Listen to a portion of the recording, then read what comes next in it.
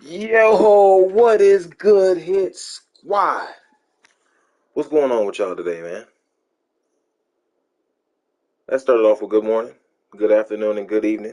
Because whenever you watch this video, I don't know what time it is, and I want to make sure I cover all the bases. So, I've been seeing a lot of misconceptions being thrown around the Madden community and world and YouTube and everywhere, giving out little tips and stuff like that. But we are going to. This can be used in any type of settings, in a sense, any type of game mode, MUT, regular, rank, and franchise. So you get a little bit more you get more control in MUT because you get to get the people that you want to build your team and stuff like that. It'd be a lot easier to build your team. But let's talk about the offensive lineman. I've done this before in mini series before, especially my rebuild modes, and I basically gave you guys the blueprint of what to look for and what to expect with what type of offense, scheme, and everything that you want, and how to build the foundation. The offensive line is the foundation, folks. And so, no structure can survive if the foundation is rocky.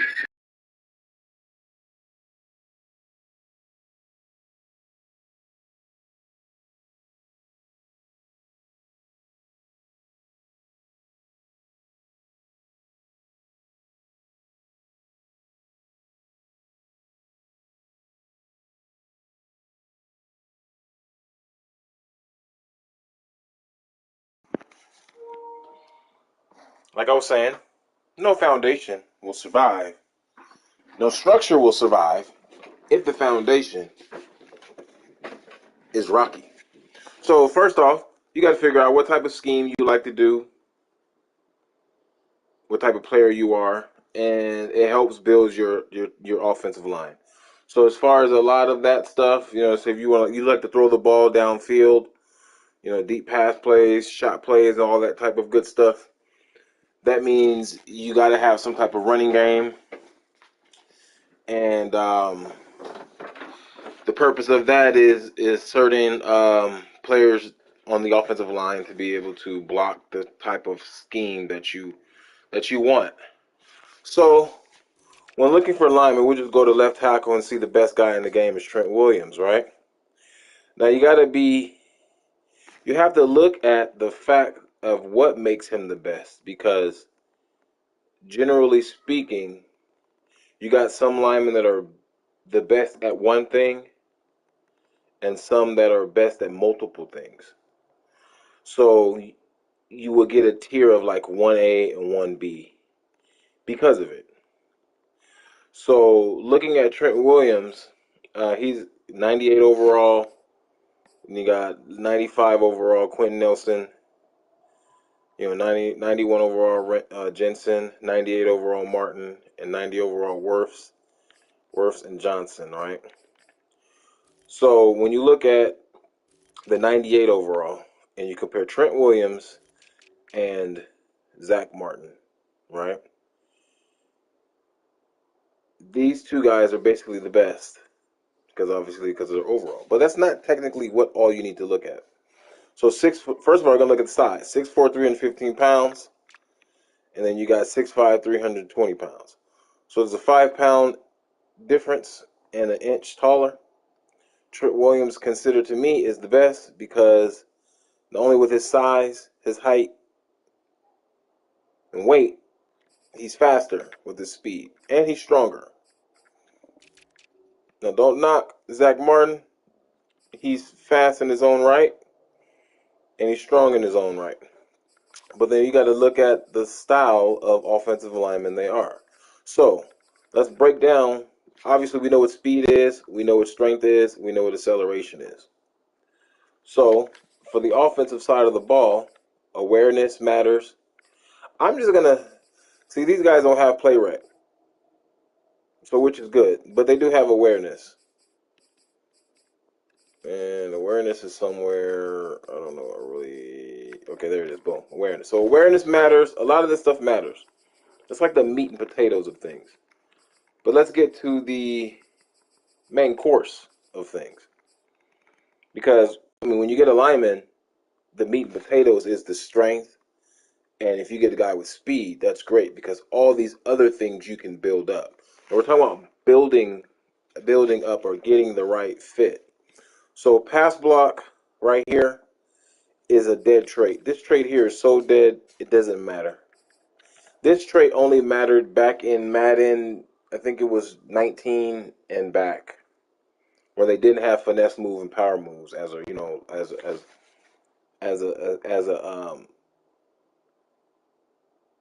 excuse me, not this trait only mattered back in the, I think it was 19, maybe 20 and back. So as of right now, in the new gen, this gen and last year in Madden, pass block rating is a dead rating. No one cares about it because it's just a individual rating. It's 95. The reason why it doesn't matter is because the defense have and offense have pass block power and pass block finesse. So technically speaking, I think run block has more of a meaning than the pass block does. So we'll just leave pass block and just exit out. We're going to focus on the power and finesse move. You got to know which each one means. Okay? So, for instance, Zach Martin is a guard. And he's on the right side. Right? He's a right guard. When you compare him to, let's say, Quinn Nelson, who's supposedly be the best left guard in football, which that's debatable. Because the left guard and the right guard are typically the same position.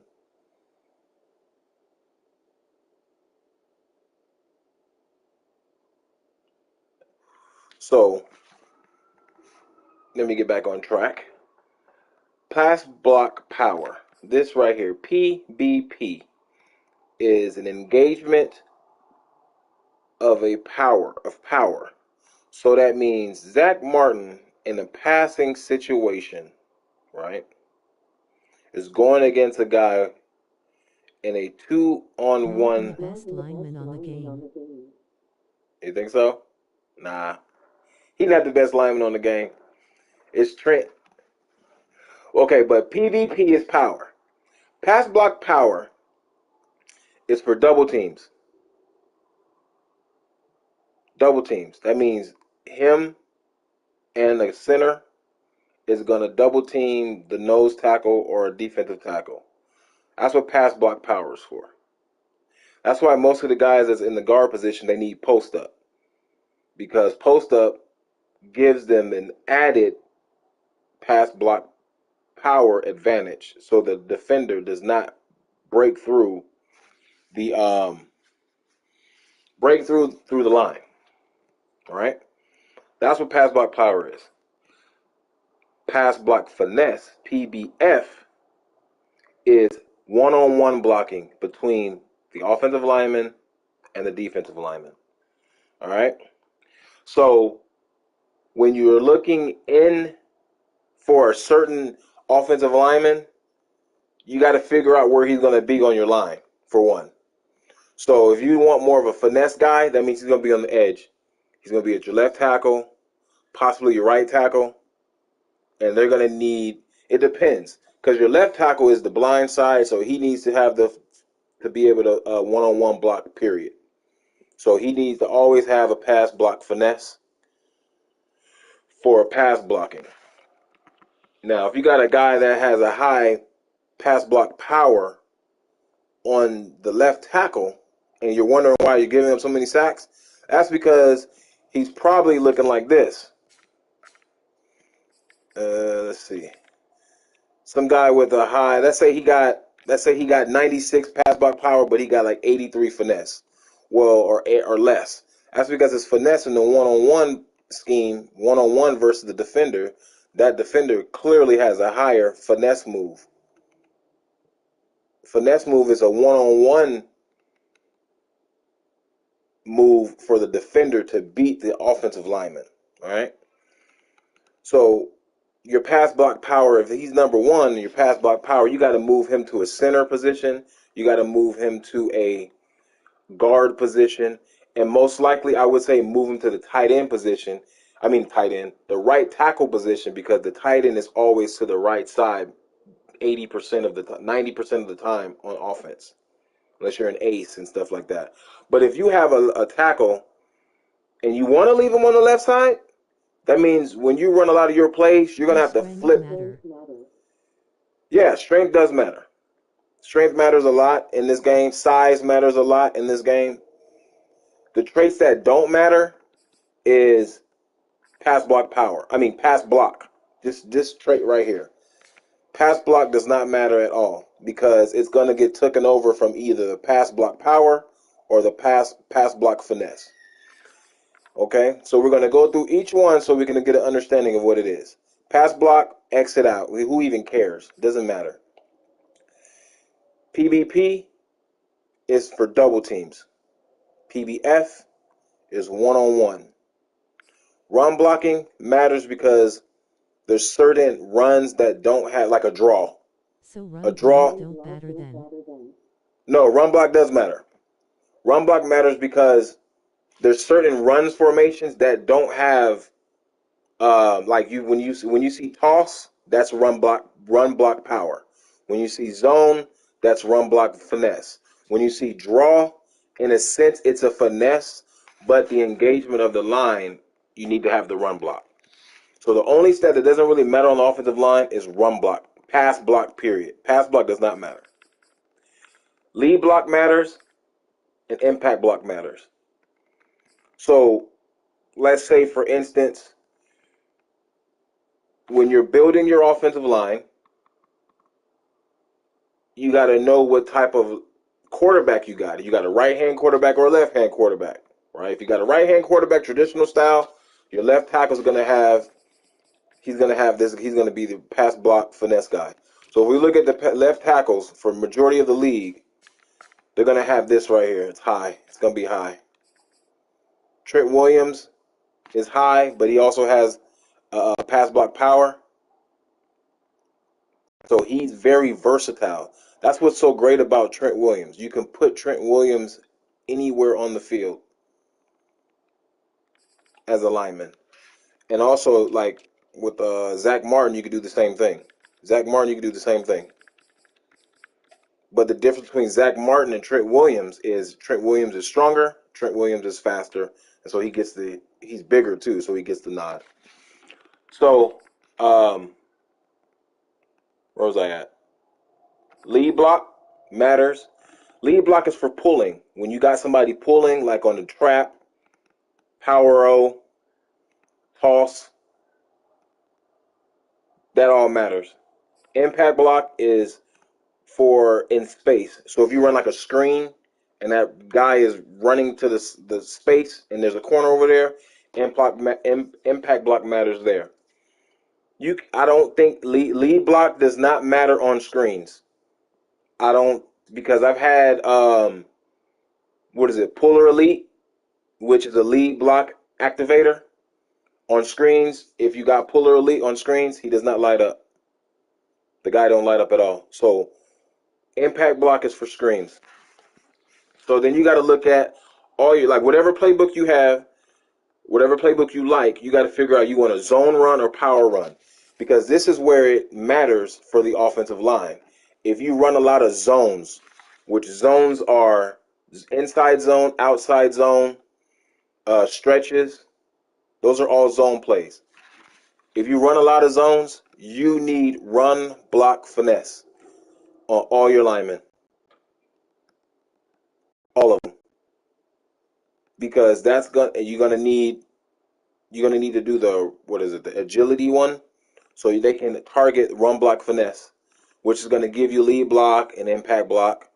So when you're looking at, say, you want to be a power runner, why you're not successful when you're running zones and your line doesn't get, you can't get yards in zone and stretches and stuff like that, is because your offensive line run block finesse is too low. Like, you might have more run block finesse. You might have less run block finesse guys, and you're just trying to use a formation that helps block the edge.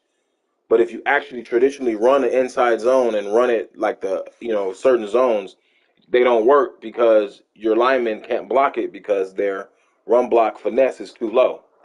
Now, if you're running like a power, that's power offense where you got a guy pulling, tosses, power O, counters, misdirection, run block, power.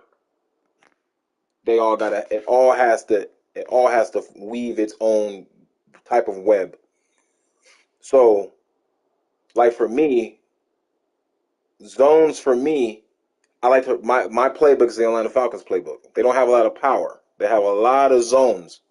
So for me, I got to build all my offensive linemen to an agility-based style offensive lineman because there's nothing but zone plays in the playbook.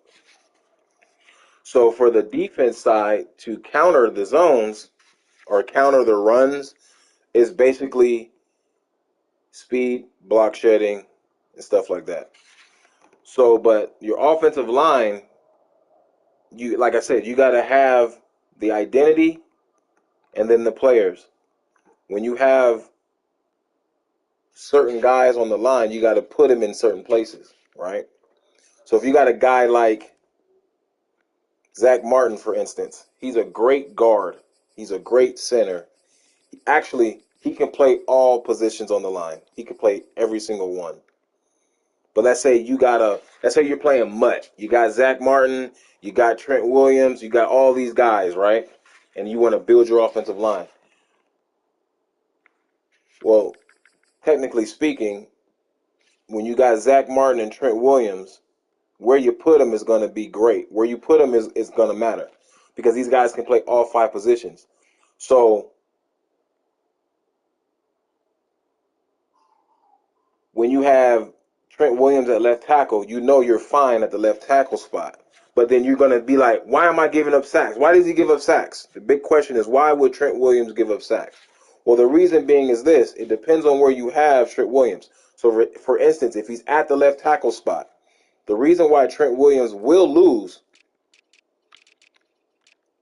is because Trent Williams' pass block finesse, where the hell is it? Let's go right to it.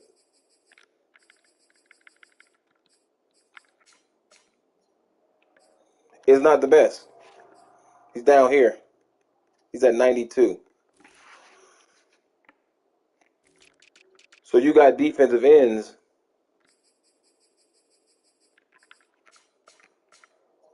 like right here, 92, 91, 90, right?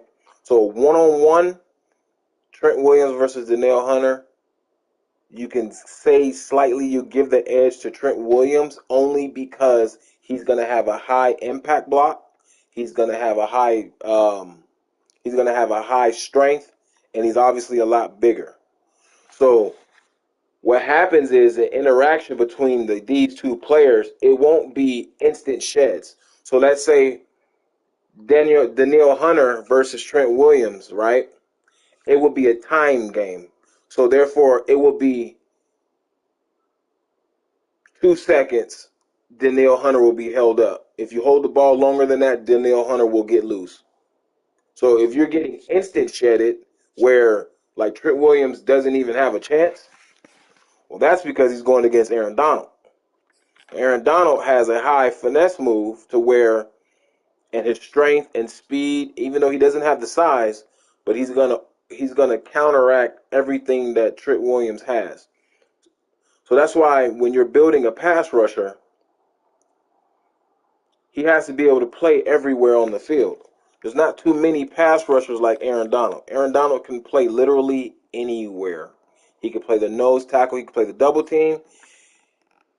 One thing about Aaron Donald, what makes him so deadly on this game, or just in life general period, is his power move, right? Power move is for what? It's power. Power move is for splitting double teams. So as you got Zach Martin with the 96 pass block, so when he double teams Aaron Donald Aaron Donald's going to destroy it because he has a 99 power move. He's going to beat it. So in a sense, you never put Aaron Donald in a double team. Well, you can't put him one-on-one either because why? He has a 97 fucking finesse move. So when you want to counteract Aaron Donald, you can't. Aaron Donald is just dominant, period. No matter where he is. He's dominant one-on-one and he's dominant in a double team. Can't do it. Other guys that are like him are Myles Garrett. Myles Garrett, you better not double team Myles Garrett.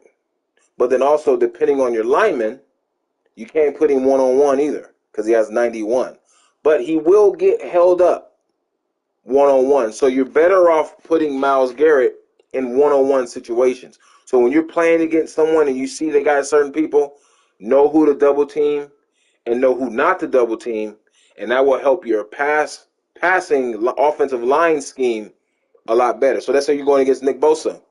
Well, Nick Bosa has a 95 finesse.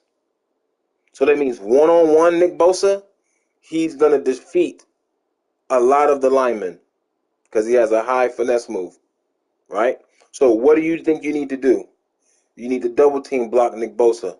So if you have to move a tight end over to that side, you move a tight end over to that side, and you double team block him because his 86 power move is what's going to hold him up because he can't get through the double team. So you're wondering why you're getting sacked a lot, or you feel like, oh, I have this, like, what's up with my line? What's going on? That's what you need to be understanding as far as now.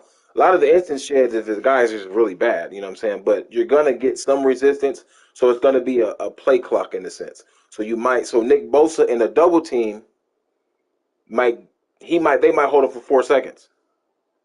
They might hold him for 3 seconds. But one-on-one, they might only hold him for 2 seconds. So you know the difference of the clock management when you're passing the ball. So if you're gonna put him one-on-one, and let's just say the average time is 2 seconds, well then you better hope you're in a short yardage situation, because if the play has to develop, it's clearly not going to develop because Nick Bosa is going to get off the line in 2 seconds. So if you got a 4-second play, Nick Bosa is going to wreck your play because of the simple fact that his timer for one-on-one is at 2 seconds. So you got to double team him so you can beat his timer at 4 seconds to be able to run that play. So you got to always, never, when you got your lineman and you're building a line or whatever the case may be, you have to know what you're getting into. You have to look at everybody's team. You got to look at who they got. You got to look at their stats. You have to figure out what is it. You just can't just line people up and expect to beat them. Like you're lining up receivers versus DBs because of speed, size, and characteristics, right? It's the same thing with the offensive line. If you got a guy that has Aaron Donald, you're pretty much dead. They can stop him, right? They can, but you got to pick your poison. So with me, I wouldn't double team Aaron Donald. I would put Aaron Donald more on one-on-one blocks because his double team, his power move is higher than his finesse move. So his double team timer will be a little bit shorter than his one-on-one timer. You get what I'm saying? So as far as like this guy here, like this here, Nick Bosa's finesse move timer is faster than his power move timer. So Danielle Hunter is basically the same way. Let me see what else. Let me see. Let's go here. So Rashawn Gary, this is a great example. Power move Rashawn Gary. He's a left outside linebacker. That means he's on the tight end side. So the tight end and the tight end and the right tackle block, he's gonna fuck it up because his power move is so high at that 91. But look at his finesse move. His finesse move is at 79. So that means you will always one-on-one block Rashawn Gary because 79 finesse is very bad. Like almost every lineman in the game can block him one-on-one. So when you look at Khalil Mack, even though he's getting longer in the tooth, he's like Aaron Donald in a sense. He's equal, but he has one more than the other. But Khalil Mack can be slowed down. It just depends on where you put him. because he's not as dominant as he is anymore. So when it comes to your offensive linemen, you got to know where you're putting your guys. So as far as like for me, the left tackle position is the blind side to all the quarterbacks. You want a guy that's going to be big. You want a guy that's going to be fast. You want a guy that's going to be strong. These are the things you cannot build. Teron Armstead is a freak of nature. You can build strength, but you can't really build speed on the offensive line. So let's say you get certain criteria guys, right? The slowest, to me, the slowest position, the slowest part, or the slowest player on your offensive line can be your right guard, right? Or your center. Your right tackles are always going to have some type of speed. You want some speed, but you want the speed on the left tackle to be the fastest. That's why majority of the tackles in the league are fast on the left side more than they are on the right side. You have some guys, ain't saying there ain't none, but the best are going to be on the left side. Because majority of the pass rushers that are actually pass rushers, they're going to be coming from the right defensive end. And them motherfuckers is fast. Like most of all of them are fast. So you want your left guard. Your left guard can have some speed to him because he's going to be the one pulling. Because your right guard and your right tackle don't traditionally need a lot of speed. They just need the run block power, impact block, and lead block and stuff like that. But as far as the left side, which is considered like the left guard, that guy, you can give him some speed. He's going to need a lot of lead block. So if you're a power runner, right, and you got run block power, that left guard is going to be an added lineman who's going to pull from the left side to the right side. So that guy is going to need lead block.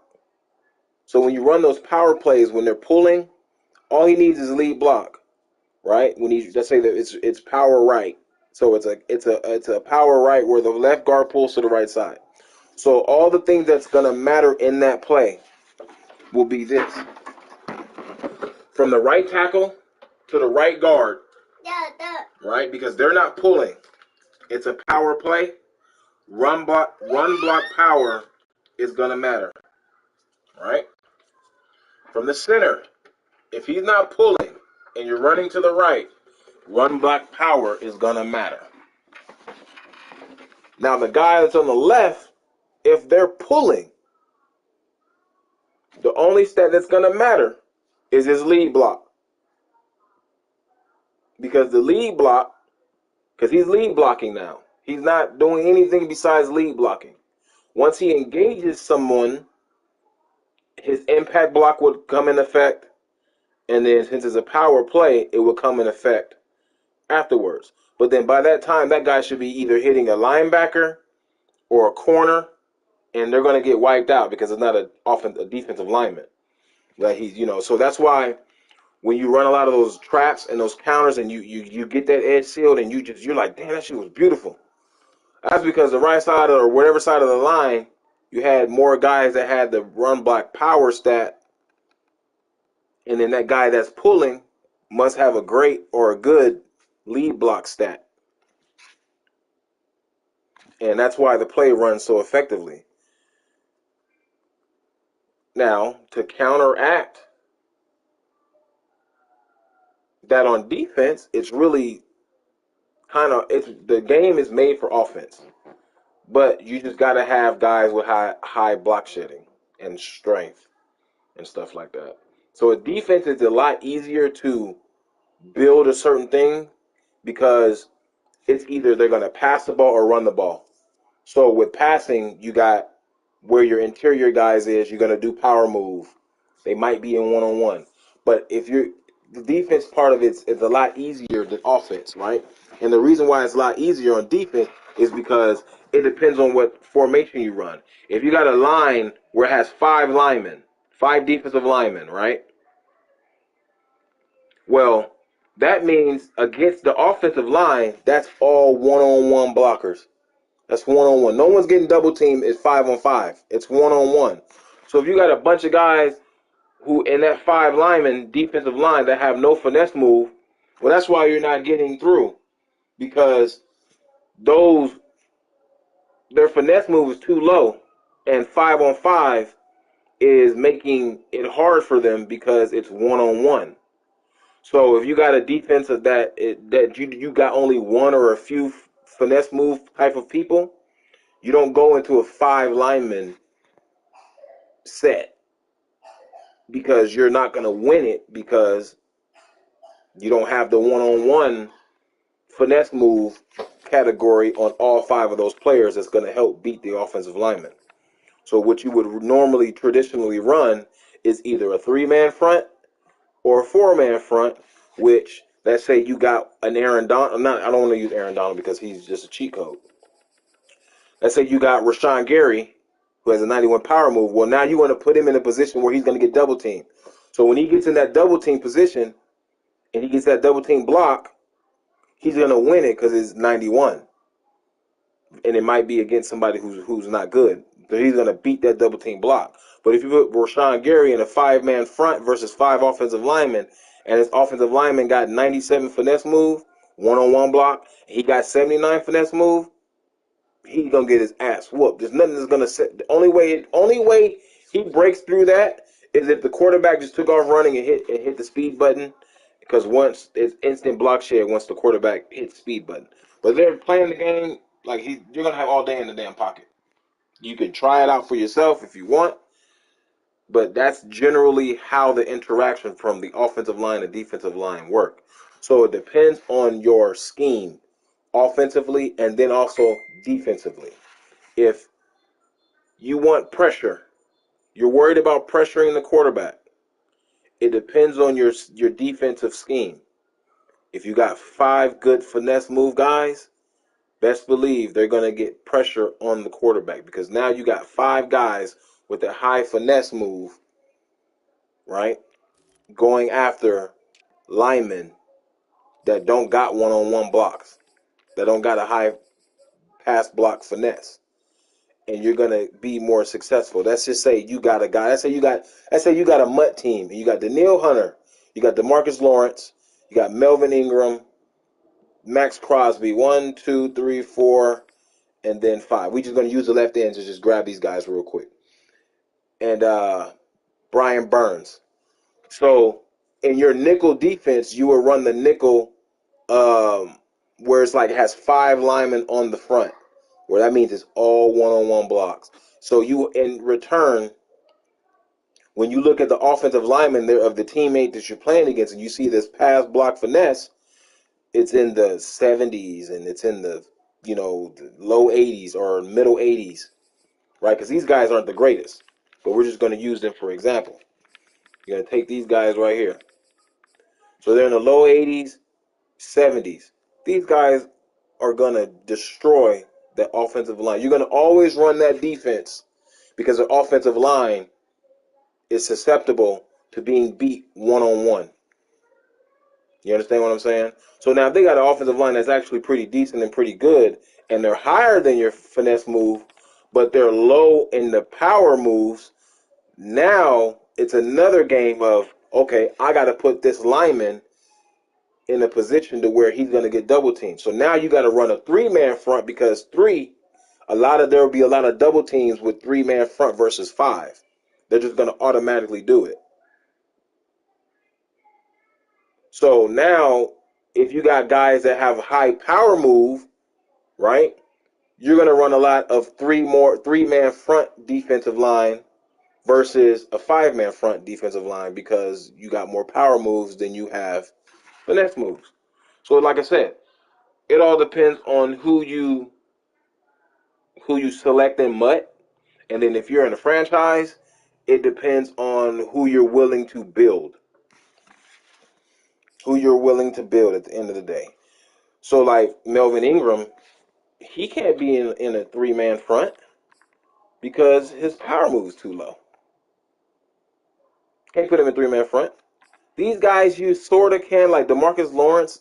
It's 85 is like a really good stat because the general overall aspect of the offensive line in a whole in the NFL isn't that good. So DeMarcus Lawrence is a good double team guy. He can beat a double team, but he definitely is going to succeed in one on ones, right? So you got to put those guys in certain positions to be able to make their attributes, whatever you want to call them, matter or stand out. So if you got a 4-man front, you got a 3-man, you got a 4-man front, you can run a 3-man front and have DeMarcus Lawrence or we'll say Melvin Ingram in a 3-man front. But guess what you're going to have to do? You're going to have to blitz more people. So you're going to have to blitz three. You're going to have to blitz three or two more guys to equal that 5-man front so they won't get double teamed. There's always ways of doing things to get out of stuff. So, like, for instance, let's say you got a 3-man front and you got Danielle Hunter. Let's say you got Danielle Hunter, DeMarcus Lawrence, and Melvin Ingram in a 3-man front. How else would you get these guys one-on-one? Since they're one-on-one gurus, right? We're going to call them one-on-one gurus. Well, in that 3-man front, what you would do, you would pinch them. So the guy in the middle is going against the center. The guy on the left and the right side are going against the left guard and the right guard. Well, I hope you're not going against Zach Martin, and I hope you're not going against Ryan Nielsen. But if you're going against somebody who doesn't have a high power finesse move, right, they're going to generate the pressure through the middle. But then what happens with that? The quarterback is going to just roll out of the pocket on the right side. You get what I'm saying? So that's why a 3-man front doesn't traditionally work because it gives the quarterback an easy escape route on the edges. So you don't want to just pinch these guys, and then you're only getting general pressure up the middle and nothing on the outside.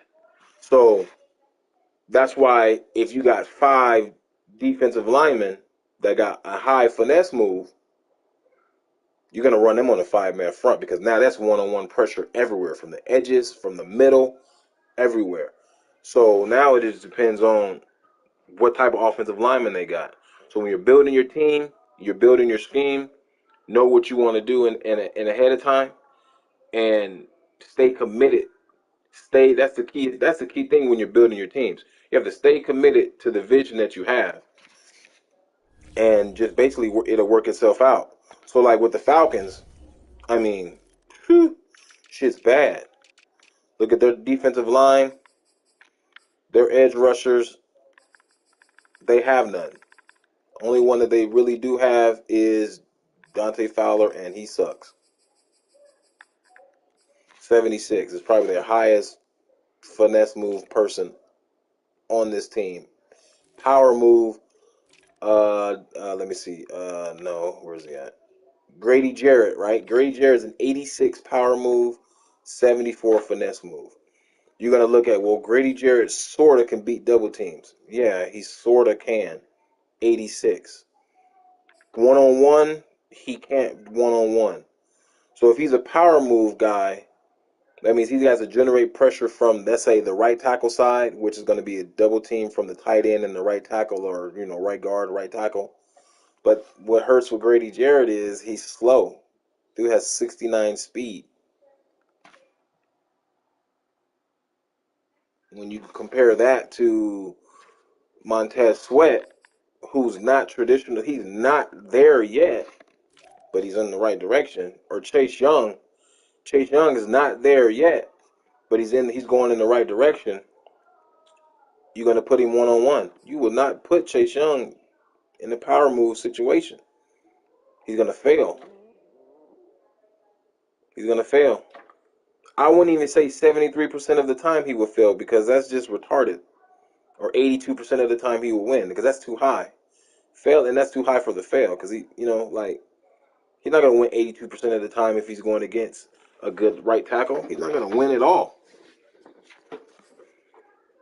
Montez Sweat, 80, 74. So these guys are all one-on-ones. So in a sense, since you're looking at this team here, right?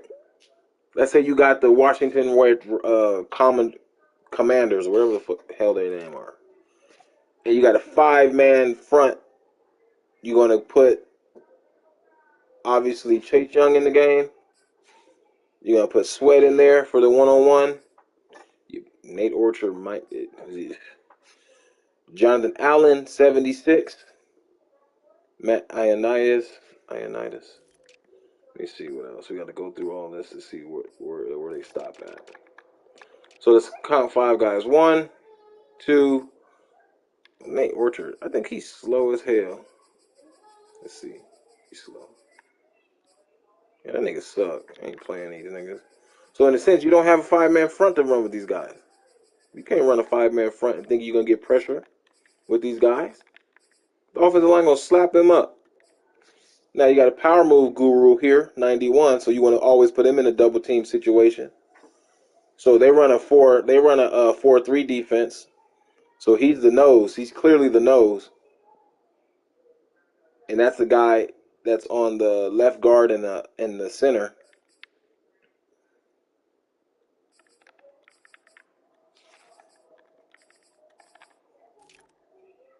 So you just got to know where you're placing these players to be able to understand to get their value out. So if you got this team, you're building them to how you're going to build them how you want them. And this team is very young, and it's a very good team to build and manipulate what you want out of these guys. So if I had the Commodores, right, and I'm building these players, I'm building Sweat, I'm building Chase, obviously, and the question might be this: well, what style of player or how are you going to build them, right? Well, for one, I'm gonna build whatever they have the highest right now. I'm gonna make them a pass rusher. So I'm gonna build finesse move. I'm gonna get the finesse move up to 90. Once it hits 90, I'm gonna go to power move, right? I'm gonna do the same thing with both of them, Sweat and which color, right? So when they get 90 finesse move, 90 power move, right? That's 2 players with 90 something, 90 power move. Then I got Jonathan Allen. Jonathan Allen's gonna, obviously, he's a superstar. He's young. He's gonna get built up a little bit. I'm gonna build his finesse move, and all I need to do is get his finesse move to like 85, and he will be a legit, an okay. He will be a above average one-on-one guy at 85. I don't need to put his power move up to 91. 85 is like, to me, is like the middle road where he can play some one-on-one, right? And then I can run a 5-man front because somebody else is going to get built along the way. And so then now I can generate pressure from 3 positions in a 5-man front and put them where whoever I'm playing against, right, in the position of succession. So if I'm playing against the Falcons, for instance, let's say we're playing the Falcons, and these guys got 90s and all, like I want them.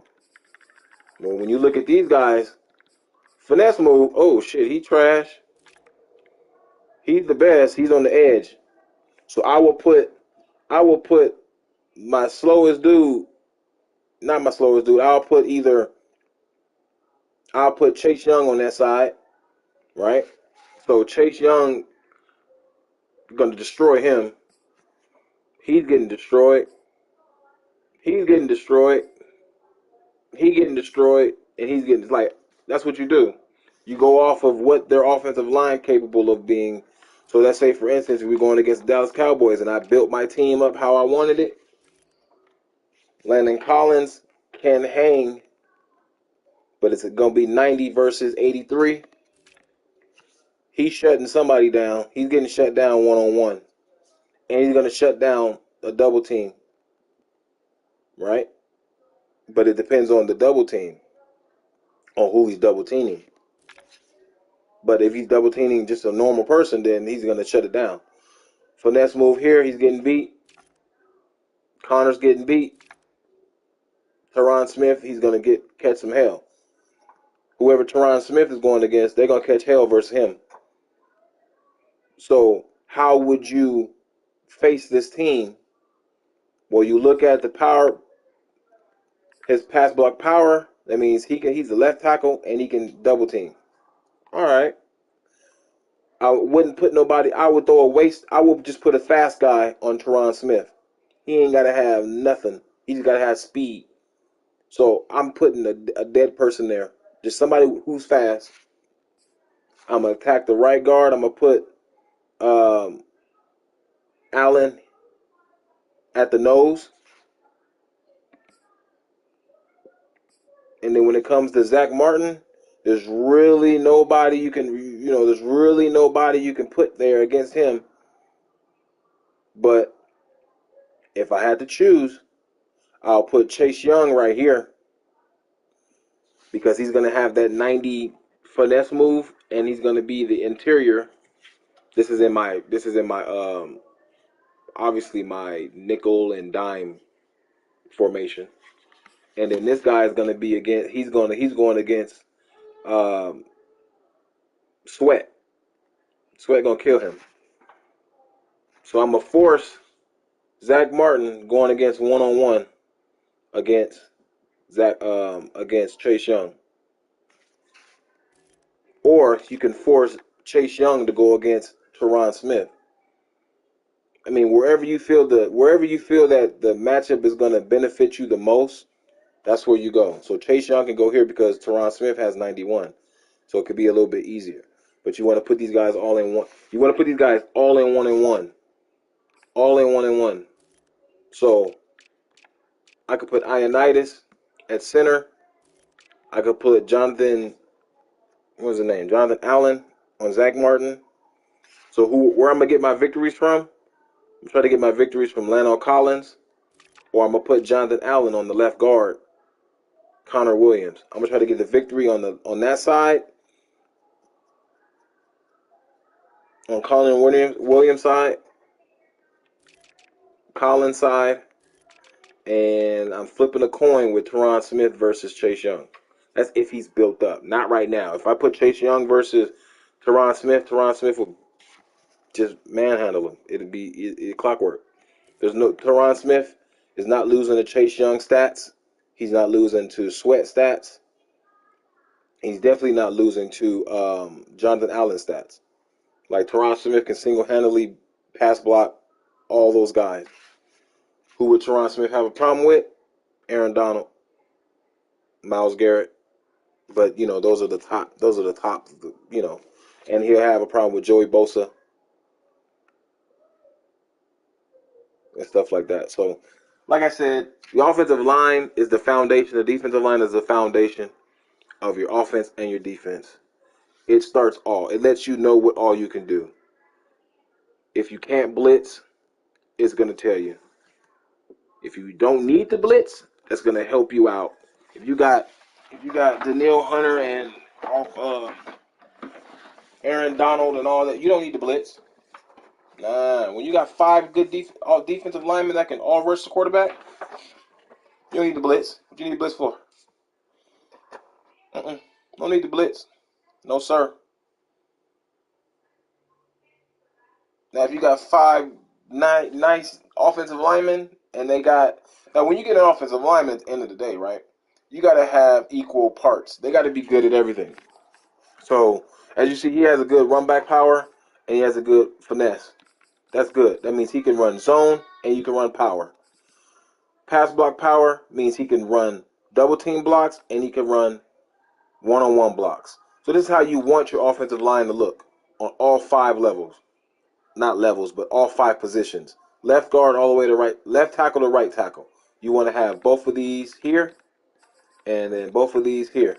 And then obviously you're going to get run block. And then also, depending on what they're doing, lead block, you're always going to get lead block, and you're always going to get impact block. So your impact block is for players in space. Lead block is for pulling. Even though they're pulling in screens, right? You need screen protector so they light up. If you put puller elite and you run a screen, he don't light up. I haven't seen him light up yet. I would probably, you know what I could do right now? I could do what you call it? I'm gonna pick the Colts and I'm gonna see if he lights up.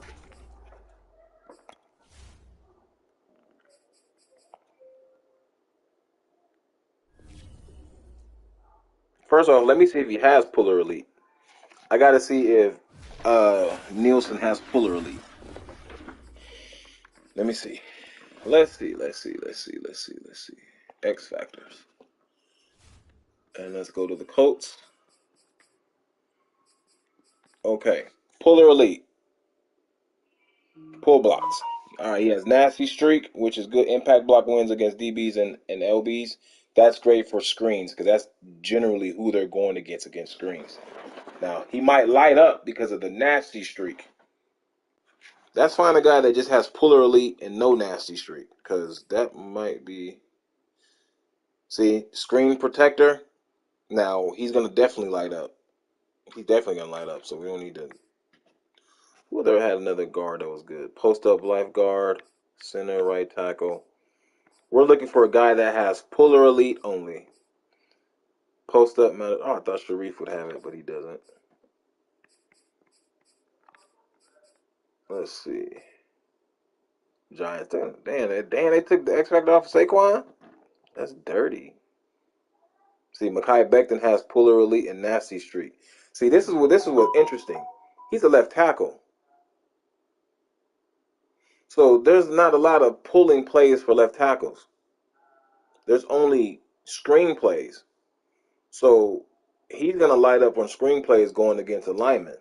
I mean, DB and the safety or corner, DB and linebacker. But let's see if we can find a Puller Elite defensive tackle. No, don't got one there. They probably don't even freaking have it.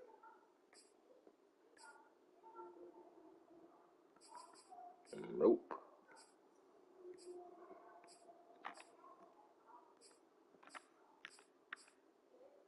Damn. Looks like we might have to make them fool me once out of the edge protector. Damn, they don't got no guards.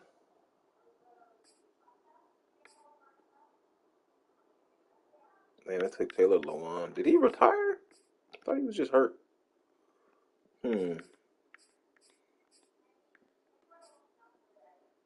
Damn, Khalil Mack.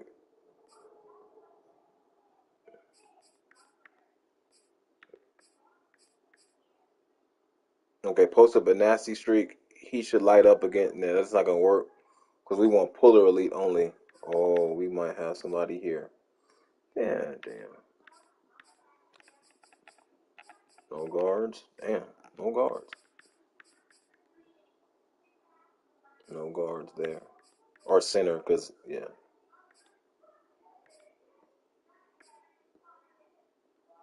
Hey, this is terrible. So he has okay.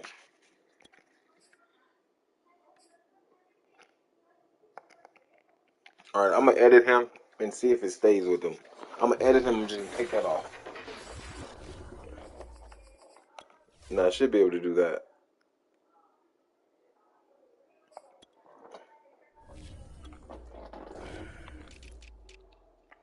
Colts Nelson edit. I think I can edit it. Attributes, abilities. Here we go. And I can't edit it. Oh, that sucks. I'm not about to make no fucking franchise to edit this dude. That's what I'm not about to do. Damn, bro, they won't let me edit this shit. I can edit all this though. I can edit his ratings, but I can't edit his abilities. That's trash. Oh well, I thought that was gonna work, and that didn't work. I'm trying to see. Do I have a lineman? Oh, hold on.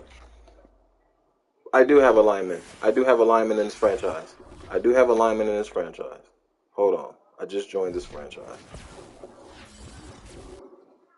Which one is it? Playmaker. I do have a lineman. I'm gonna use him.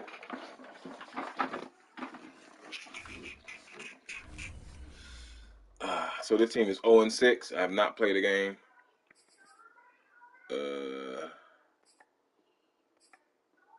Oh, just so you know that I have not played a game. Like I haven't played a game. I just joined this league. So this team is 0-6.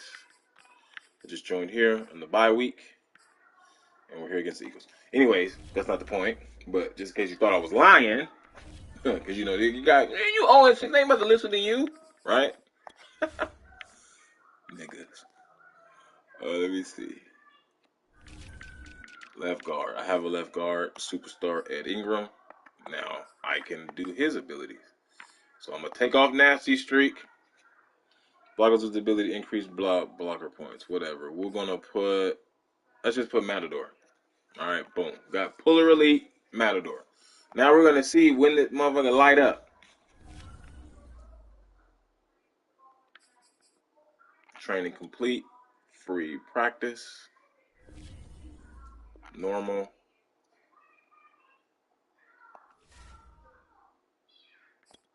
Make sure I got my playbook. All right, good. We're good to go. All right, so Puller Elite. We got it. You figure they're pulling on pass plays, right? Okay, let's go. Now I have a pulling move right here. 0-1 trap. Let's see if he lights up. And we do random play. Oh, shit.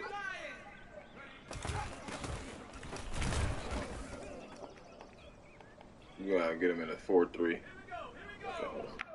Let's bag this up. Let's choose another play. We're going to pick the same play. And then we're going to make sure it's a 3-man front. Or a 4-man front. Okay, 0-1 trap.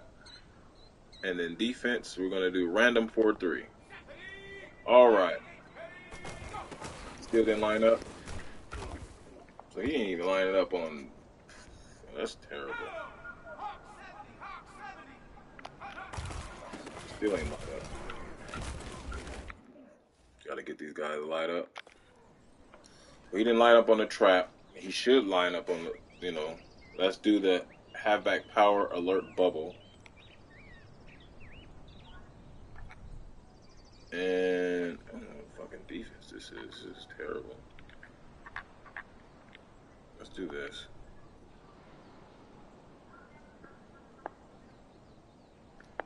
Alright. Okay, so let's watch that left guard. He didn't light up. I don't know why he didn't light up. Trying it again. Still ain't lighting up. I don't know why he ain't lighting up. Okay, he lit up. We saw it at the bottom of his feet. He interacted with the center. He lit up. He didn't light up that time.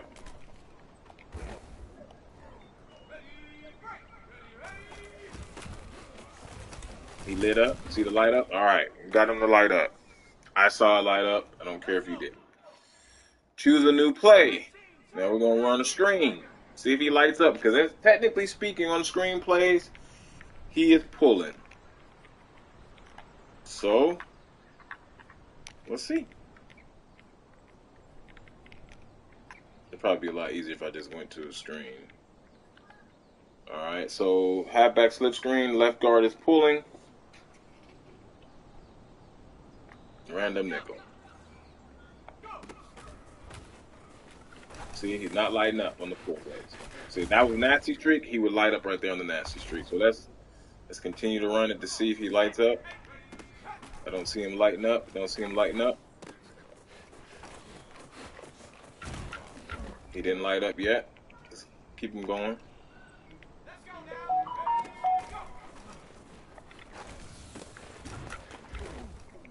Still didn't light up. Waiting for that yellow. He's pulling. Nope, still didn't light up.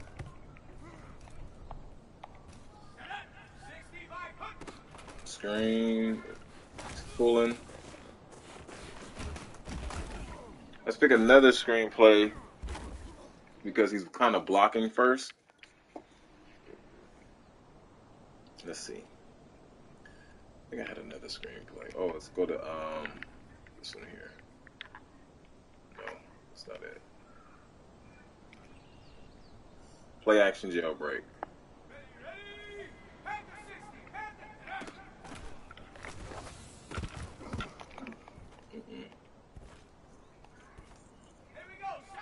So So he's blocking first before he goes out there. But he still ain't lighting up. Still ain't lighting up, bro. Let's do a receiver. See if we got a receiver screen. See if he lights up on the receiver screen. He don't pull there. That's the left tackles that pull there.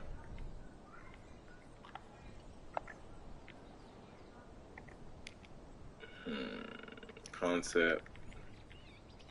Screen passes. Let me see. Bro. Bubble screen. Blanker screen. Jailbreak. Okay, here we go. Jailbreak screen. Let's do that one. See if he lights up on the jailbreak screen. He should be going straight there. Oh. It's late. So they don't light up on screens. So like I was saying, screens don't light them up. So if you think Puller Elite only works for run plays. Shit like this, he should light up. He didn't.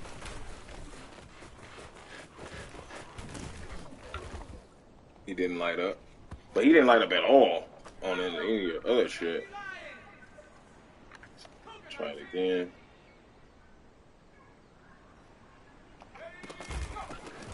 Nothing again. I don't know why they not lighting up. Is it a practice thing or what?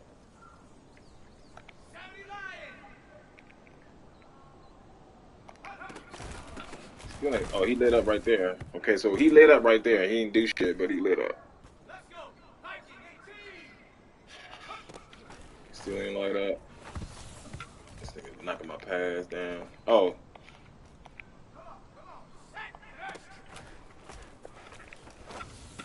That's how you run the screen.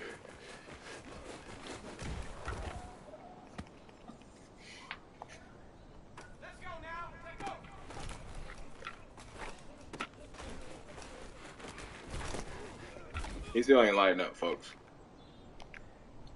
So I don't know what it is about the light ups. He's pulling. He's clearly seeing pulling.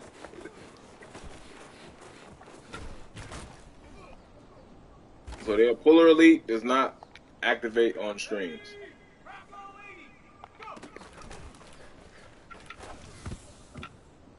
So that's that. So we debuffed that. And he hardly lit up on goddamn what you call it. Maybe because he's not there yet. You know what I'm saying? As far as like a player. I don't know. But I mean for the plays that I ran, he lit up. When I ran the ball, he probably lit up half the time.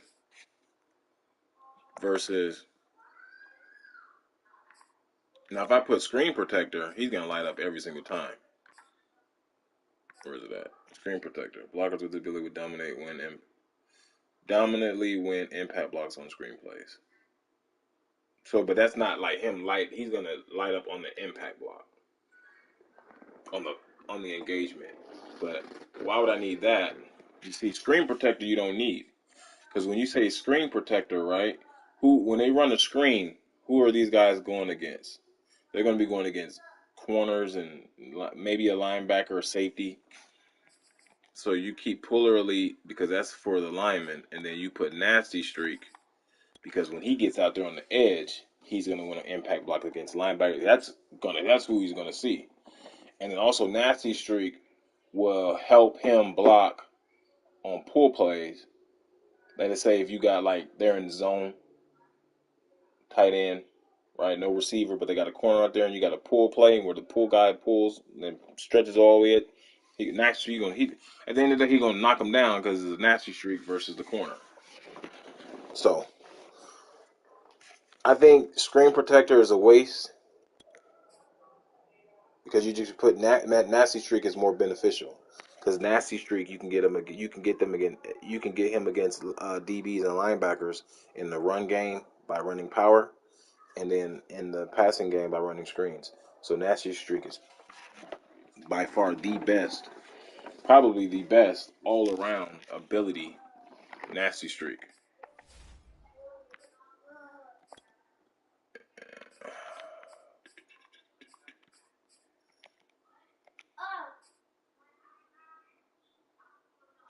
Well, anyways, so hopefully you guys learned something from this video as far as like offensive lineman and defensive lineman interactions, and to be able to take these keys that I gave you and build a successful defensive line and a successful offensive line and whatnot. You know, at the end of the day, you can always trade for something and build some. Trade for someone that, if you're in a franchise, you could trade for someone that already has a high power move. Let's just say you don't even care about his speed. You don't look at the speed aspect, but he say he got good. He's got good. He's a good.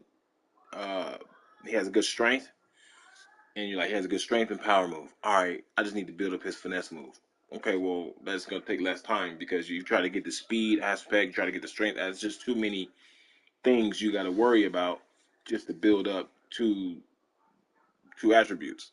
You know, plus their attributes probably gonna be real shitty because they're gonna be really good in the speed department. So I mean, for instance, like let's say you're in the game and you're in franchise. We're gonna always probably use franchise a lot. And let's go to the Packers. Rashawn Gary, right? He's already high. Like no one's gonna really trade for him. But let's just say you have the Packers. All you really need for Rashawn Gary is put up his finesse move. Put up his finesse move. That's all he needs. So that's an easy build. Easy build. Finesse, everything finesse move, finesse move. Because in that build process, he will get some power move. In that build process, he will get some block shedding. You know what I'm saying? And block shedding is, and he already has power move. So in a run scheme, when they're double teaming him, he's gonna defeat the block because it's a double team. Does power move matter in running? I say it does because if he gets double team block, it doesn't matter if it's a run or a pass. He's gonna need some type of move to get through it. You know what I'm saying? He's just not gonna just block shed. He just ain't gonna cut it. But if you think it cuts it, then he gets his block shed up. Either way, he's gonna get both. Period. So I mean, there's certain guys that have great power move and they're not fast, and you're like, dang, I don't really like them. But until you find that guy, right? Until you find that guy that you want to get the power move up because his speed is fast, he got good strength or whatever the case may be, like you got to build somebody. You just cannot not build nobody. You know what I'm saying? Like you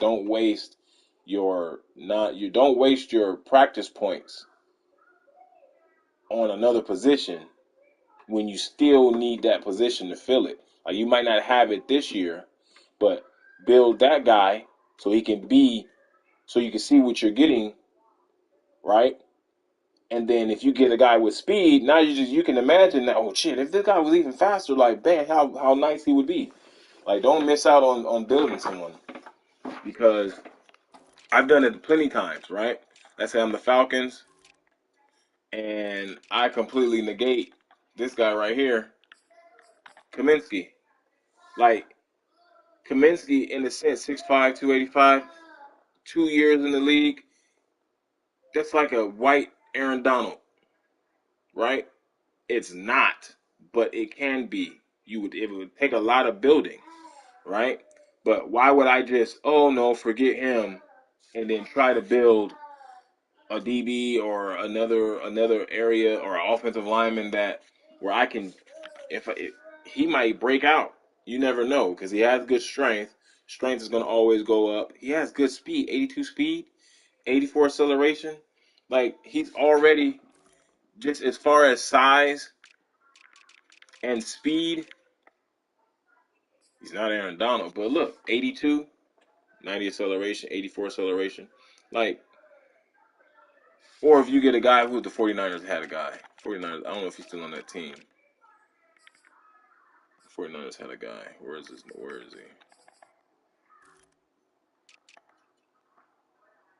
Yeah, I don't think he's on the team no more. Let's see that linebacker or something. I forgot his name. 49ers had a guy that was like, you can literally, he was like a baby,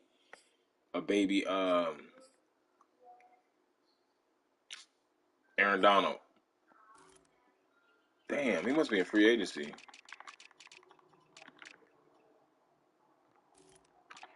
They don't got free agency on the B. Well, they do, but it's gonna be hard to find them.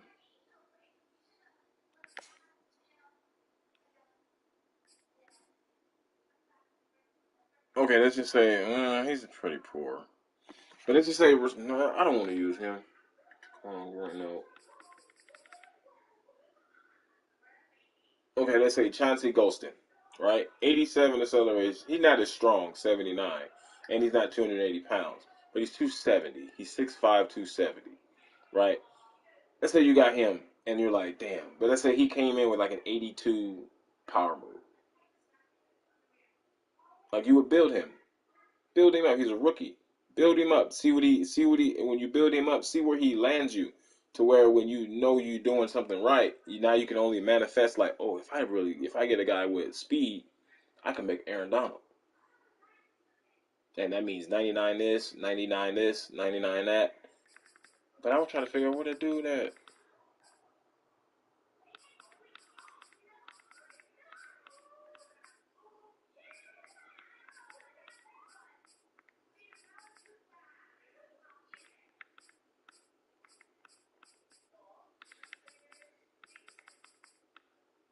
I don't know where he is. The dude probably.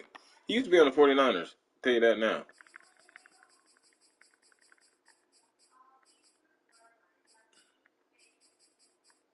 Was he a D tackle, bro? He might have been a D tackle. Because I'm not seeing him. I know his name when I see it.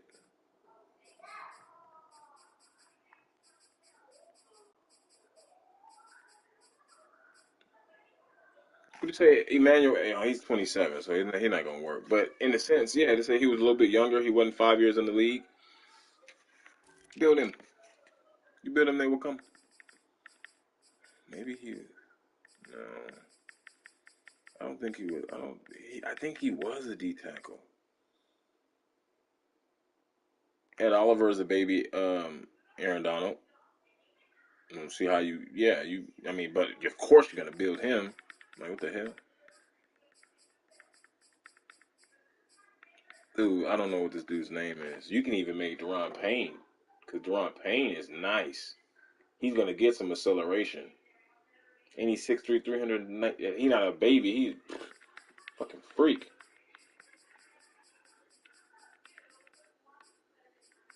Dude, I can't find this dude.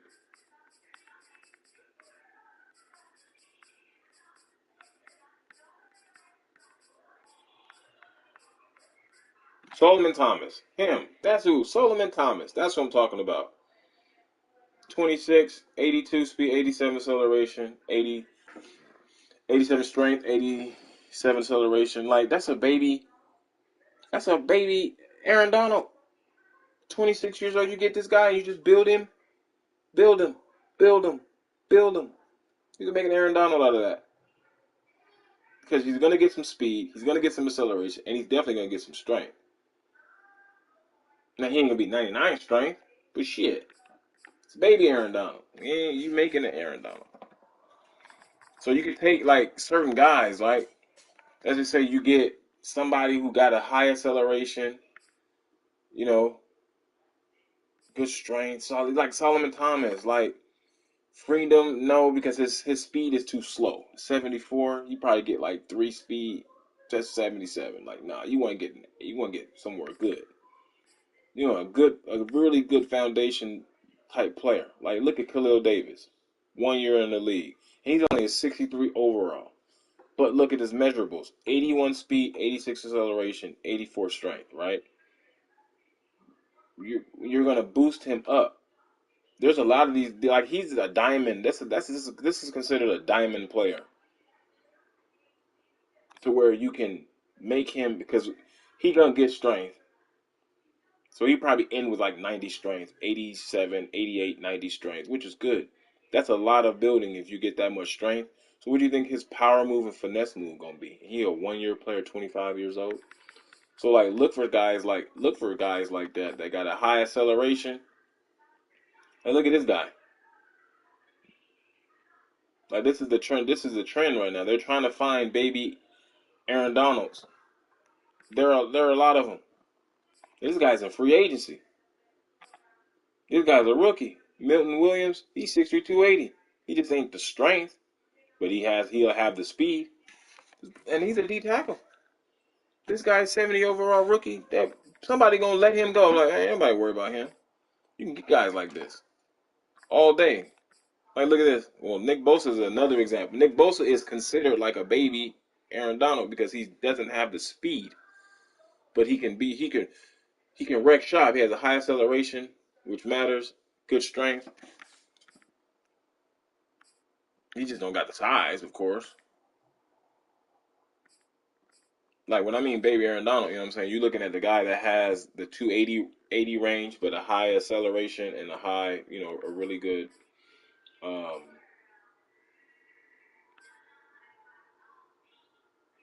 Trey Hendrickson, but nobody letting him go. Like these guys with 83, these are interior guys. You can use them on the edge, but they're interior guys if you build them correctly. If you build them correctly, they're interior guys. I got this guy in this other league, and I'm building him. Here's an example. I'll give you a very good example because I try to practice what I'm preaching, and this is actually my franchise that I'm doing my series, my rebuild Road to Super Bowl series, and this is I'm 12-4. This is my league. So damn, how long I've been recording? An hour? Jeez, we're almost done though. We're 12-4, right? So let's say we're talking about this Aaron Donald. You want to build like an Aaron Donald guy, right? I got a guy. He's an undersized lineman. Benjamin Barnes. He's 6'5", 262 pounds. Now, granted, he's not 280. But look at the acceleration. Look at his speed. That's good. Look at his strength. His power move is 83. His block shedding is 87. Now, I'm going to tell you right now, when Aaron Donald came in the league in Madden, he was a 79 overall, and he went the next year to a 90-something. But when he came into the league, he had like an 85 power move, 75 finesse move, and block shed was 87. Like my dude's block shed is already on par. He's an interior guy. So I'm going to put him in the interior. So guess what I'm going to build up from all next year and all for the remaining of his tenure on my squad? I'm going to build his power move up. Get his power move up high as hell, and I don't need that many finesse moves, bro. When I build power move, I'm gonna get block shedding and power move at the same time, and he's gonna be a freak. He's gonna be 81, like he's gonna be like an Aaron Donald right in the center, killing shit. And then I got another one right here. Look at this guy, 84 speed, 84 acceleration, 90 strength. He just needs finesse move. But he already got, he's already Aaron Donald as a rookie. Like, I got a rookie Aaron Donald. Look at this guy. I mean, he ain't Aaron Donald, but fuck, 6'6", 310, 81 speed. That's fast. Like, these guys need to be built. These guys need to be built. Don't get me wrong. Like, this team is not there at all. That's why it's a road to the Super Bowl, a rebuild, because I don't have legit pass rushers. Like, my legit pass rusher right here. Where he at? Oh, that ain't him. He 81. That's a rookie. Right here, I traded for Josh Sweat because I did not have a pass rusher. I had Fowler. Fowler's trash. I can't wait to cut him so I won't have a penalty. That's why he's just rotting on the team. My rebuild for the Atlanta Falcons rebuild road to the Super Bowl. We just made it to the playoffs in my first year taking this team. I took over this team and I drafted these players that I have and I traded for Josh Sweat, right? So I got Josh Sweat. Like Josh Sweat will always be on the right defensive end side. like period. Because it's 92 finesse move. That's the highest it is right now. It will go up higher, and I'm gonna start chipping away at his power move. But other than that, like he's my pass rusher. He's my only pass rusher that I have. Like if I wanted to run a 5-man rushing type of scheme, I got 1, 2, 3, 4 because it's 81. Like which this is not good at all. 82,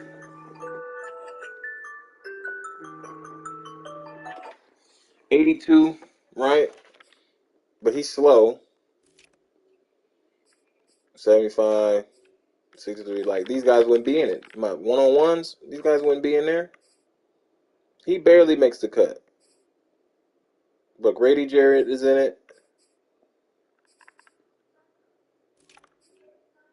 Parker Wentz, 81. Josh Sweat, Dante Fowler, and Keandre Jones. So, for instance, let's just say we'll call it a NASCAR because I do shit like that. Formation subs. So 5-man front defensive line. 5-man front. So in a sense, a 5-man front. This is 1, 2, 3, 4, 5. 3, 4 is a 5-man front, and that's saying I'm blitzing all 5 of those guys. It's gonna look like that. I got Barnes, Grady, Jeremiah Moore, but I don't blitz. I don't do that. So if I wanted to run the blitz, it's like a cover 2 fucking pinch blitz. Parker would be in, Sweat obviously would be in, Moore would get took out. Like I'm put just those guys in, but this no. So for the real reason is my nickel 3-3-5 wide. Now this is a 5-man go. So I hid the guy that has the worst, which is right here. So I can actually put him in the middle. But I put him there because he has good speed. And this is for inside zone because he has inside zone. Anyways. So Benjamin Barnes has 75. He has 81 finesse move. 81, 92. So I don't even have all my finesse guys because I'm building them at the end of the day. So once I get these guys built up, so Jermaine Moore, he's really a double team guy. Benjamin Barnes can be manipulated anyway, but he's starting off as a run stopper, double team guy. This is a solo guy. Josh Sweat solo, 92 finesse move. And Parker is a solo, 81 and 61 power move. He's an 81 finesse move solo guy. You got Fowler, who's an 82 solo guy. And then you got Jones, who's an 82 solo guy. So at the end of the day, I can flood these guys, all 5 of these guys in this game. And the only one I will really take out will be Jermaine Moore because he has the weakest finesse move, 63. Who would I put there? I would probably put Fowler there because Fowler has play recognition and awareness. And let me see, Keandre Jones, play trash.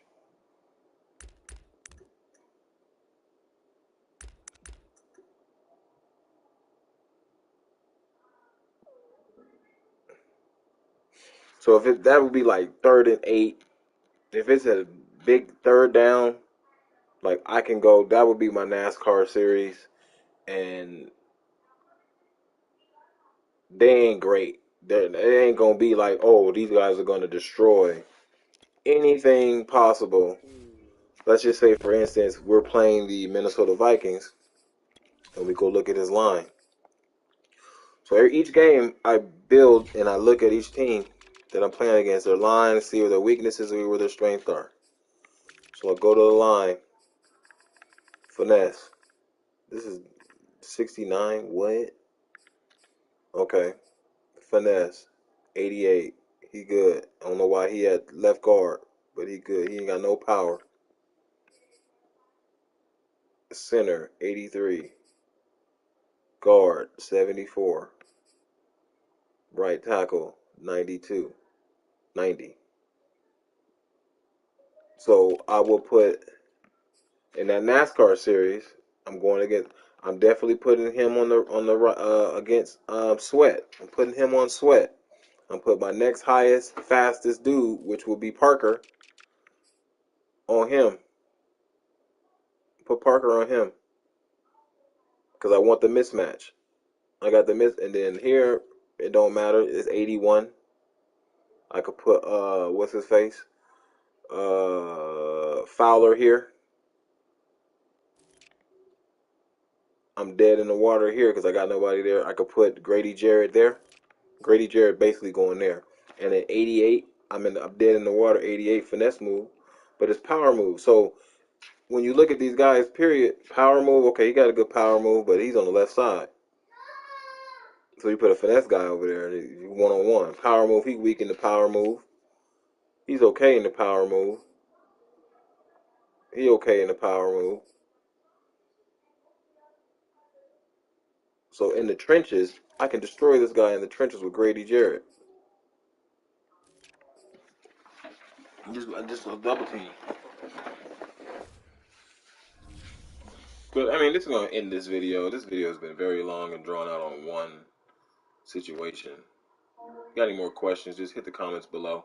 Thank you guys for tuning in. I'll catch you guys on the next one. You guys take care.